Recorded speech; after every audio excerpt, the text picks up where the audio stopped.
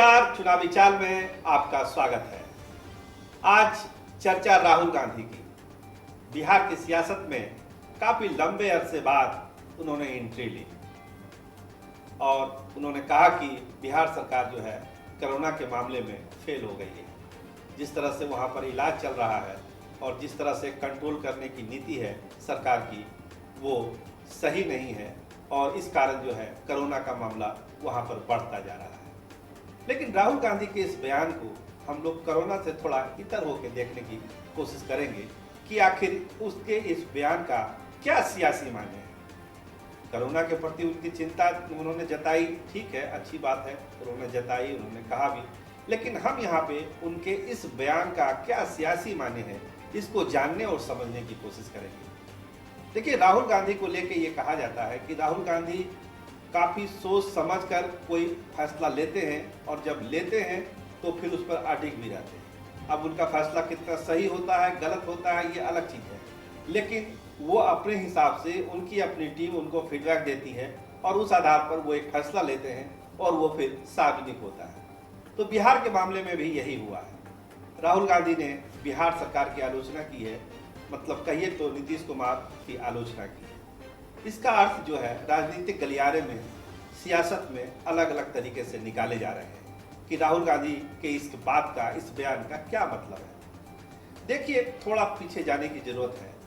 कहा जाता था कि एक समय था कि हो सकता है नीतीश कुमार किसी मोड़ पर कांग्रेस के साथ आ जाए।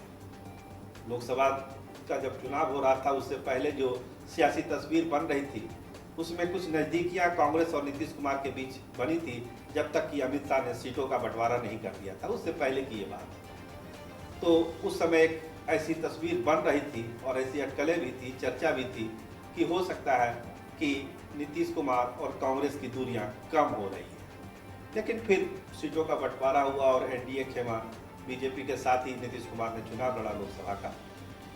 तो बात यहाँ पर ख़त्म नहीं हो गई थी, लेकिन बीच बीच में ये चर्चा आती है कि क्या आगे कभी राहुल गांधी और नीतीश कुमार एक हो सकते हैं, और इसके प्रयास भी इस उपचुनाव में भी, इस चुनाव में भी ये कोशिश हो रही है। अपने अपने स्तर से लोग करते हैं, लेकिन जो उनका बयान आया है राहुल गांधी का, इसके बाद तो ये साफ हो गया कि अब एक लाइन राहुल गांधी ने तय कर दी है कि जो विधानसभा चुनाव बिहार में होने वाला है उसमें कम से कम नीतीश कुमार के साथ कोई तालमेल उनका नहीं होगा।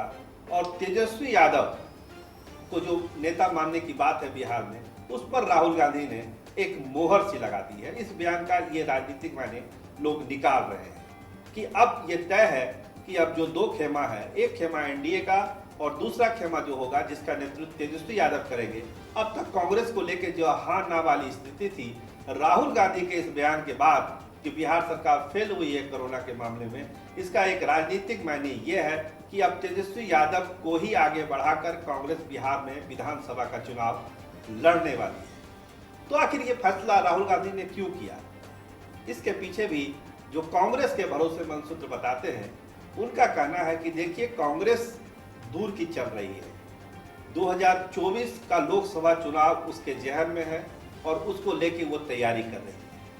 कांग्रेस के जो थिंक टैंक थे उनका कहना है कि देखिए, कांग्रेस की अपनी एक सीमा है बिहार में। अभी जो संगठन की स्थिति है, पार्टी की जो ताकत है, उसमें पार्टी बहुत आगे नहीं जा सकती है और अकेले चुनाव लड़ने का भी जोखिम नहीं उठा सकती है, क्योंकि समय अभी बहुत कम है। इसीलिए एक रास्ता ये निकाला गया है कि चुनाव तेजस्वी यादव के नेतृत्व में ही बिहार में लड़ा जाए।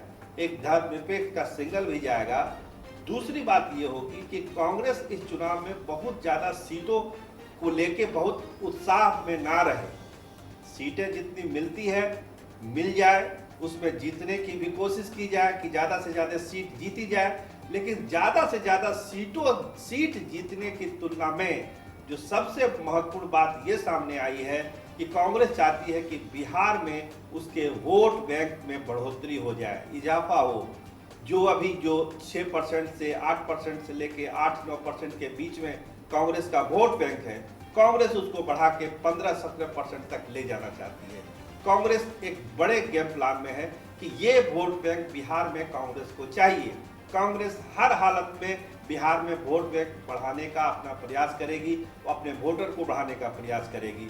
सीटें वो कितनी जीतती है, कितनी उसको मिलती है, कितने पर जीत होती है, कितने पर हार होती है, ये एक विषय है। लेकिन जो मेन गोल कांग्रेस का इस बार है 2020 में, वो है इस चुनाव में अपने वोट बैंक में इजाफा करना, अपने वोटरों में इजाफा करना। वो इस इजाफे को 15% तक ले जाना चाहती है।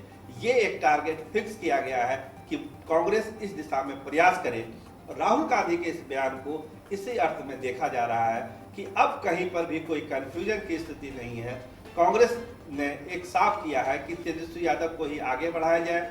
अपने घटक दलों को भी कांग्रेस ने ये मैसेज दिया है कि अभी बिहार में ये स्थिति है कि राजद को ही आगे बढ़ाया जाए और उनके साथ मिलकर चुनाव लड़ा जाए। उनके बहुत सारे घटक दल अब इसके लिए तैयार भी हो गए हैं और जल्द ही हमको लगता है कि एक कोई घोषणा इस तरह की घटक दल मिलकर कर भी सकते हैं।